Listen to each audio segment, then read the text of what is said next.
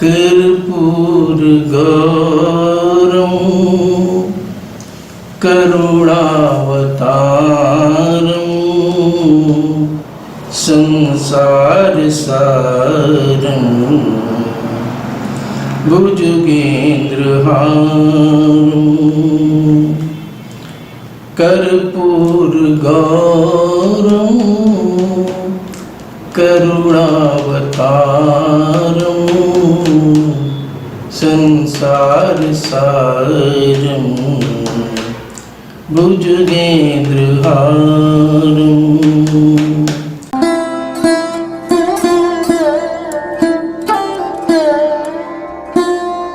आप सभी को प्रणाम। सत्य सनातन की जय।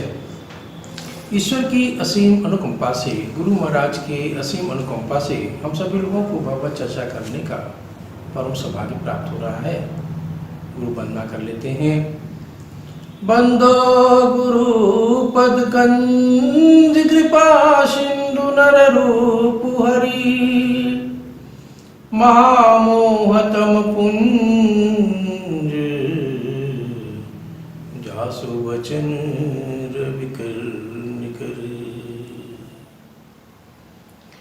गुरु महाराज हमें अंधकार से निकाल के उस परमानंद प्रकाश का दर्शन कराते हैं, जिस प्रकार से रात्रि का अंधेरा सूरज निकलने से अपने आप समाप्त हो जाता है।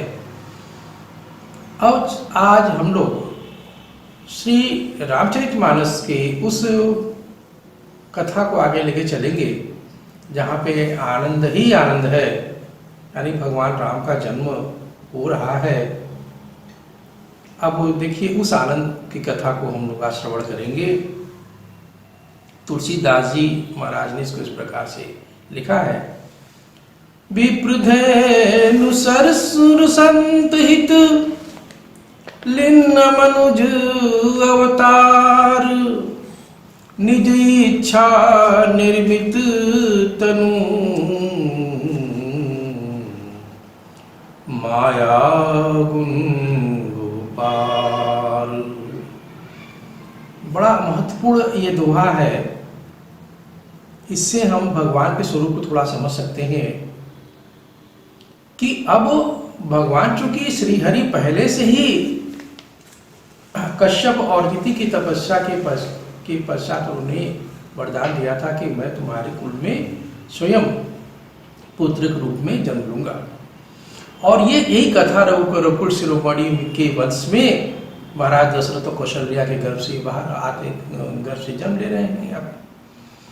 तो लेकिन वो किस प्रकार से ले रहे हैं? वो कह रहे हैं तुलसीदास जी महाराज कि वे माया से सत्व रजतम, ये जो ये तीन गुण हैं और इंद्रियातीत है, मतलब ये इन सभी चीजों से, माया से, सत्व रजतम से और इंद्रियों से परे है।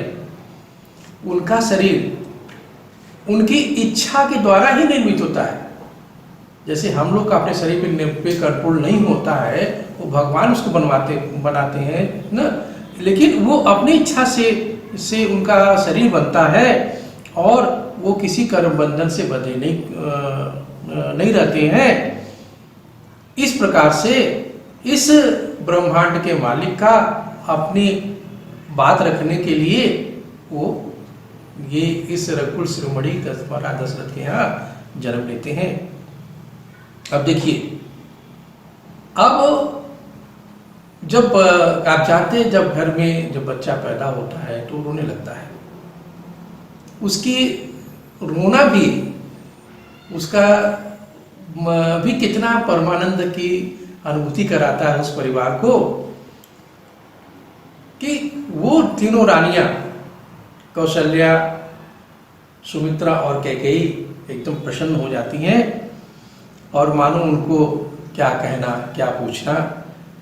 महाराज दशरथ जो कई वर्षों से प्रतीक्षा कर रहे थे, आप समझे एक सामान्य बालक के जन्म होने पे घर में कितनी खुशी होती है। वो तो स्वयं ब्रह्मांड के मालिक उस घर में आए हैं। अब कैसा उस घर का रूप होगा, कितनी शांति होगी, कितना आनंद ही आनंद होगा, इसकी आप कल्पना नहीं कर सकते। अब थोड़ा सा यहाँ पे तुलसीदास जी महाराज ने इस प्रकार से इसको लिख दिया। क्या लिखा जाकर नाम सुनत शुभ होई, मोरे गृह आवा प्रभु सोई। परमानंद पूरी मन राजा, कहा बुलाई बजाऊं बाजा। कहते हैं जिसका नाम लेने से ही शुभ ही शुभ होता है, कोई अशुभ नहीं होता है। ऐसे ब्रह्मांड के मालिक स्वयं विराजमान आज हो गए। तो अब इतना मतलब प्रसन्नचित है महाराज दशरथ कि कह रहे कि मेरे घर तो भगवान आ गए, अब क्या पूछना है।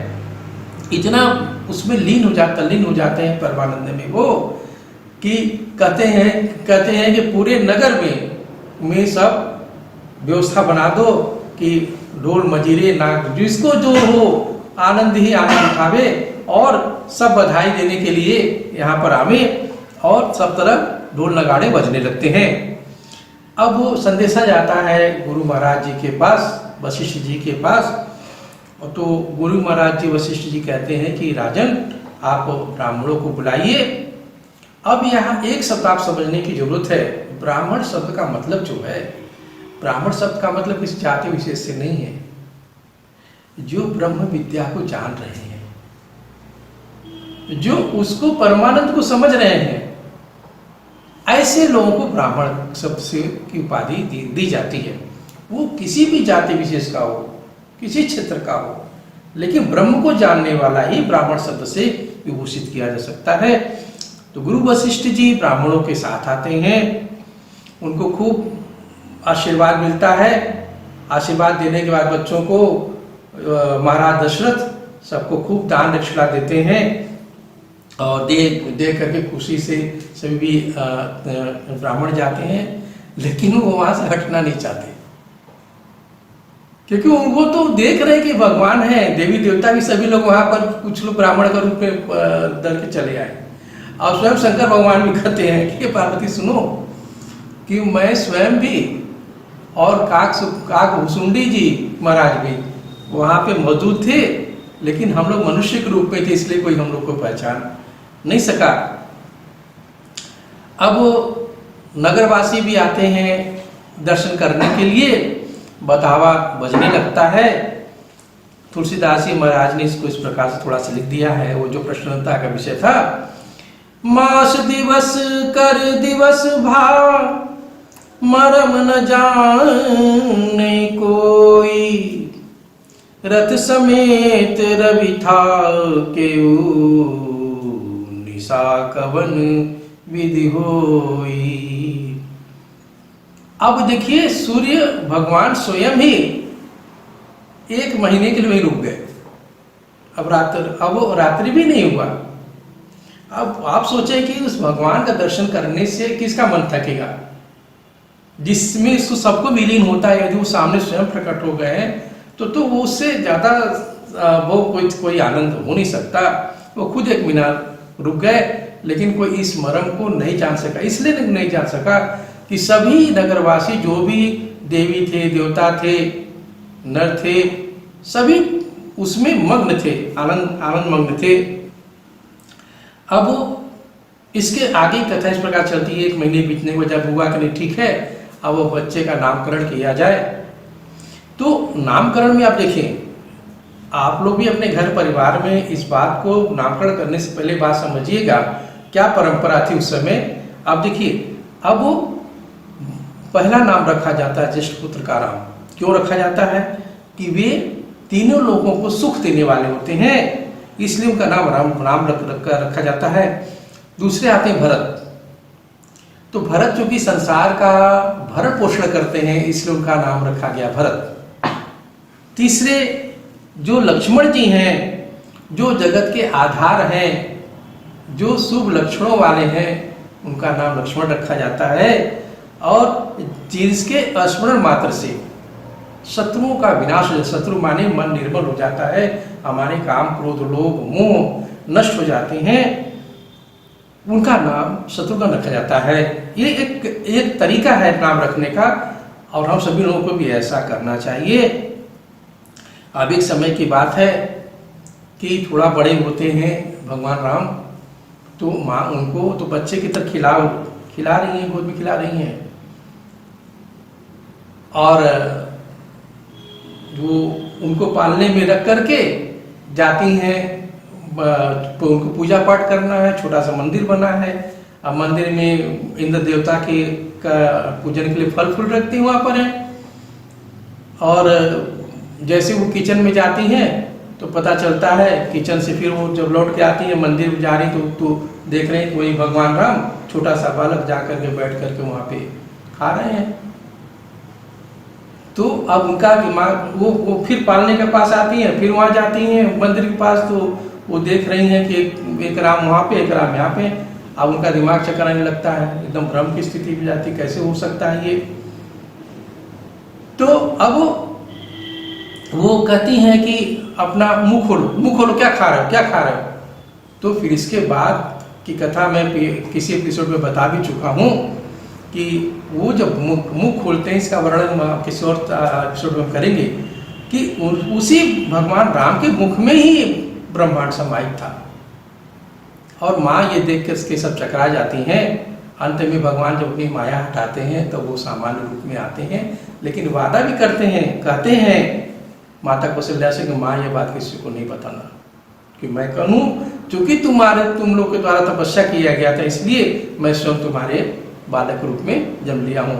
एक हमारे जो परंपरा है, देखिए मैं उसमें भी आपसे बात करना चाहूँगा कि छठी या बरही करने का क्या हमारे सनातन धर्म में ये क्या परंपरा है।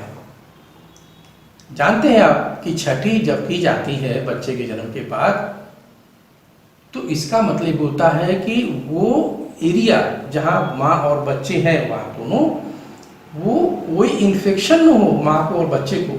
बाहरी लोगों का निषेध होता है, उसको हम लोग सौरी के नाम से भी जानते हैं। वो उसमें कोई बाहरी आदमी का प्रवेश न करे, क्योंकि बच्चा तो फूल की तरह कोमल होता है। आजकल आप देख रहे हैं कि इस परंपरा को न निभाने का क्या परिणाम होता है कि हॉस्पिटल में बच्चा जन्म लिया, और हॉस्पिटल में बच्चा जन्म लेने के बाद उसको फिर क्या हो जाता है कि NICU में रखा जाता है। माने कि उसको पीलिया हो गया, तो ये हो गया, तो वो हो गया, खांसी, मतलब तमाम तरह से कॉम्प्लिकेशंस आ जाते हैं। मतलब आप देखिए कितनी हमारे यहाँ अच्छी परंपरा थी। और फिर इसके बाद जो है, जब बरही दिन होता था, 12 दिन होता था, तो 12 दिन पे उस माँ और बच्चे को उस जो आइसोलेटेड वार्ड कमरा है, मतलब कि अलग थलग कमरा है, उस कमरे से बाहर निकाल के तब समाज में लोग लाते थे। मतलब कितना अच्छा साइंस था वो, कि दोनों ही बाल बच्चे सुरक्षित रहें। अब एक छोटा सा भजन है। कर्पूर गौरम करुणावतारम संसार सारम भुजगेंद्रहारम कर्पूर गौरम करुणावतारम संसार सारम भुजगेंद्रहारम